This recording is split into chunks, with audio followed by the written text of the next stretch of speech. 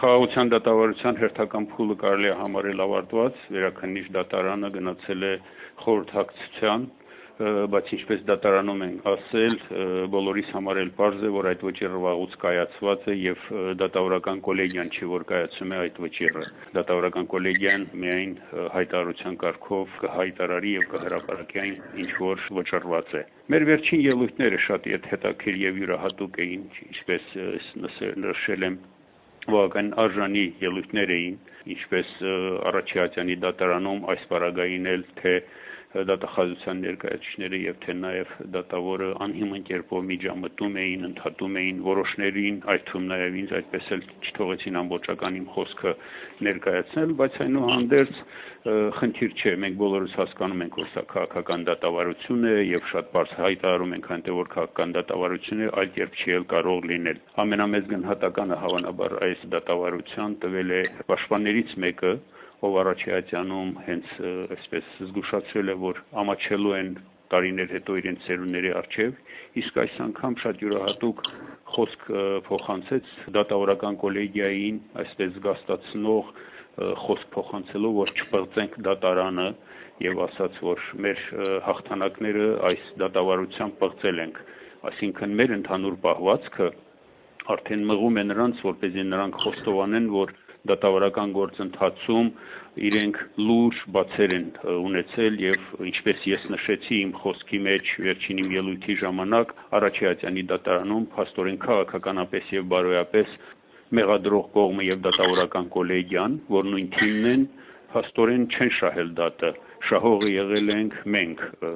որպես մեղադրյալներ, այսպես ասած։ Մենք արժանի հակահարվածներ ենք տալիս, այսպես ասեմ, այն փաստարկներին եւ այն կեղծ պնդումներին, որ վերաբերում է մեր ժողովրդի անցյալին, ներկային, պատվի խնդիրներին մեր ժողովրդի, կեղծ տեղեկություններով, շինծու հիմնավորումներով, ազգային ինքնասիրությունը կողքրտող պահվածքով, կեղծված պատմությամբ եւ հենց այդպիսի մի իրավիճակ է, որ պետք է ասել, որ պայքարի մի դաշտ է, որտեղ գործում է ուժի օրենքը, այսինքն օրենքի ուժ չկա։ Մենք ենք որոշողը, այս սկզբունքով են առաջնորդվում դատավորները եւ դատավորական կոլեգիան եւ անում այն ինչ որ ուզում են, մեզ համար էլ դա հասկանալի է, բայց ինչպես նշել ենք, սա մեր համար երկրորդական է եւ մենք ուղղակի ֆորմալ կողմ ենք ապահովում, որպեսզի հասնենք միջազգային դատարան։ Այնպես որ այս դատավարությունը կարող ենք համարել դատող կողմի համար տապալված դատավարություն։ Լրատվությունը ինչպես միշտ ներկայացվում է միակողմանի մանիպուլացված, իրականությանը ոչ համապատասխան։ Ես մեկ նույնիսկ մտածում եմ, որ ուր են Հայաստանի ազատության լրատվամիջոցի ռադիոկայանի լրագրողները, ազատություն որոնող լրագրողները։ Մոտ 2 տարի է սպասում ենք, որ դատարանի դահլիճում կհայտնվեն, չէ՞ որ նրանց համար սպիտակ տան պատերը կամ Կրեմլի պատերը կամ եվրոպական որևէ երկրի, այդ թվում նաև բրյուսելյան հանրահայտ պատերը դժվար չէ շոշափելը, բայց Բաքվի դատարանների դահլիճից ներս նրանց մենք այդպես էլ չտեսանք, որպեսզի աշխարհին ներկայացնեն, թե ում են դատում, ինչու համար են դատում եւ ինչպես են դատում։ Ինչևէ, Նաև մի փոքր այսպես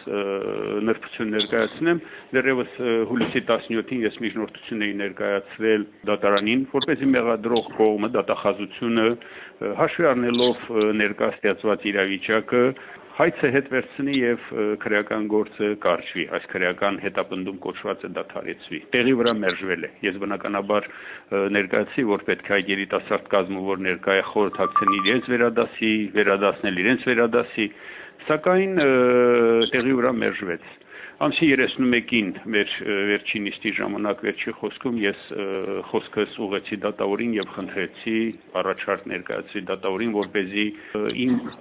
այդ միջնորդության բովանդակությամբ առաջարկ ներկայացնելով, պահը օգտագործելով այդ իմ առաջարկի հնարավորությունը օգտագործելով, որպեսզի դատավորական կոլեգիան խորհրդակցի ում հետ որ անհրաժեշտ է, ովքեր որ որոշում են կայացնում, եւ հաշվի առնելով երկու երկրների, երկու ժողովուրդների միջև ստեղծված նուրբ քաղաքական իրավիճակը, արտաքին քաղաքական դերակատարների դերը եւ որպես ապագայի